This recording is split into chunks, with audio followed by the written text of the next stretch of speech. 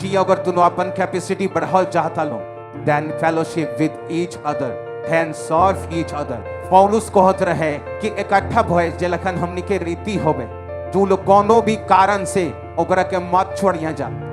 काहे कि जब वो भी शैतान रवा के पहला सामर्थ से गिरावे के चाहेला, वो तो ये चाहेला कि और कैपेसिटी कबो न बढ़े, तू एक जगह रुक जा। तो सबसे पहले वो और संगति पर अटैक करेला। वो केहू लखा करे, ओकरा चाहे काम देवे के पड़े, अरे वो के ठोकर देवे के पड़े, चाहे दुख देवे के पड़े, चाहे सुख देवे के पड़े, वो कुछ भी कह के राव संगति पर इफेक्ट करेला।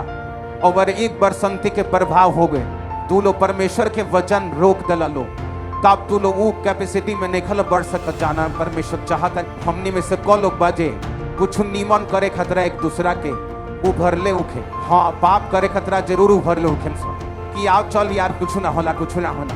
तब वचन जब टूटी थो शराब जिंदगी में भूखी और ऊपर के केहू नहीं रुक सकत। हमरा टाइम पर जमा लोग हमरा साथे होत रहे, इहे वचन सुनत रहे, हेने से सुने हेने से निकाल दे, और ई चर्च खत्म होखला के बाद उहे करत रहे जौन ओकरा शरीर के अच्छा लगे।